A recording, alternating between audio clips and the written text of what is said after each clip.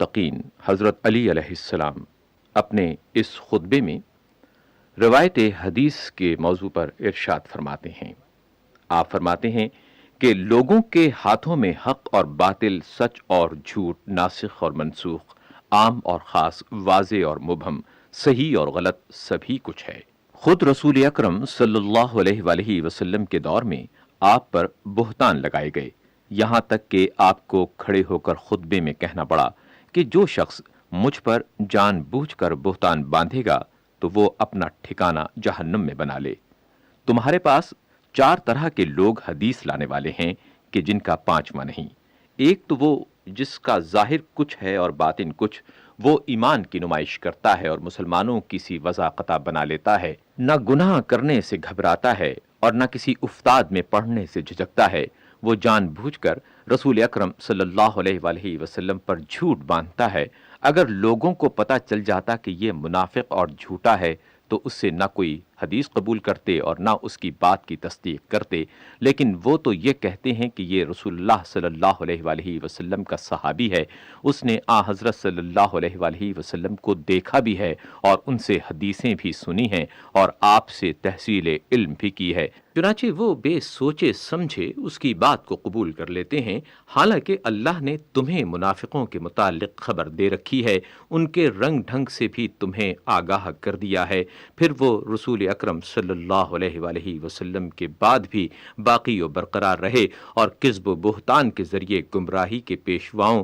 اور جہنم کا بلاوا دینے والوں کے ہاں اثر و رسوخ پیدا کیا۔ چنانچہ انہوں نے ان کو اچھے اچھے عہدوں پر لگایا اور حاکم بنا کر لوگوں کی گردنوں پر مسلط کر دیا اور ان کے ذریعے سے اچھی طرح دنیا کو حلق میں اتارا۔ اور لوگوں کا تو یہ قاعدہ ہی ہے کہ وہ بادشاہوں اور دنیا والوں کا ساتھ دیا کرتے ہیں، مگر سوا ان معدود چند افراد کے کہ جنہیں اللہ اپنے حفظ و امان میں رکھے۔ امیر المومنین علیہ السلام اپنے اس خطبے میں ارشاد فرماتے ہیں، 4 میں سے ایک تو یہ ہوا، اور دوسرا شخص وہ ہے جس نے تھوڑا بہت رسول اللہ صلی اللہ علیہ وآلہ وسلم سے سنا، لیکن جوں کا توں اسے یاد نہ رکھ سکا اور اس میں اسے سہو ہو گیا، اور یہ جان بوجھ کر جھوٹ نہیں بولتا، یہی کچھ اس کے دسترس میں ہے، اسے ہی دوسروں سے بیان کرتا ہے اور اسی پر خود بھی عمل پیرا ہوتا ہے، اور کہتا بھی یہی ہے کہ میں نے رسول اللہ صلی اللہ علیہ وآلہ وسلم سے سنا ہے۔ اگر مسلمانوں کو یہ خبر ہو جاتی کہ اس کی یادداشت میں بھول چوک ہو گئی ہے تو وہ اس کی بات کو نہ مانتے،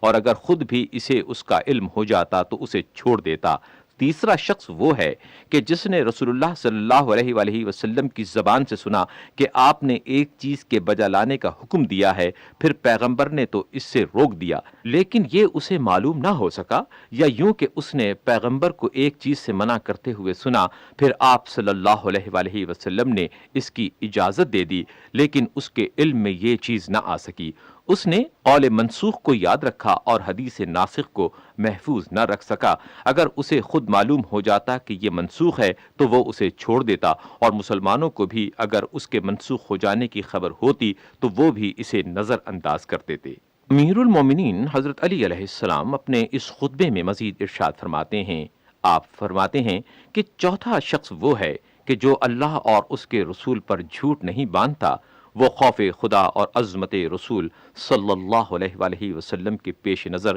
کذب سے نفرت کرتا ہے۔ اس کی یادداشت میں غلطی واقع نہیں ہوتی، بلکہ جس طرح سنا اسی طرح اسے یاد رکھا اور اسی طرح اسے بیان کیا، نہ اس میں کچھ بڑھایا نہ اس میں کچھ گھٹایا۔ حدیث ناسخ کو یاد رکھا تو اس پر عمل بھی کیا، حدیث منسوخ کو بھی اپنی نظر میں رکھا اور اس سے اجتناب برتا۔ وہ اس حدیث کو بھی جانتا ہے جس کا دائرہ محدود اور اسے بھی جو ہمگیر اور سب کو شامل ہے، اور ہر حدیث کو اس کے محل و مقام پر رکھتا ہے، اور یوں ہی واضح اور مبہم حدیثوں کو پہچانتا ہے۔ کبھی رسول اکرم صلی اللہ علیہ وآلہ وسلم کا کلام 2 رخ لیے ہوتا تھا، کچھ کلام وہ جو کسی وقت یا افراد سے مخصوص ہوتا تھا، اور کچھ وہ جو تمام اوقات اور تمام افراد کو شامل ہوتا تھا، اور ایسے افراد بھی سن لیا کرتے تھے کہ جو سمجھ ہی نہ سکتے تھے کہ اللہ نے اس سے کیا مراد لیا ہے اور پیغمبر صلی اللہ علیہ وآلہ وسلم کا اس سے مقصد کیا ہے، تو یہ سننے والے اسے سن تو لیتے تھے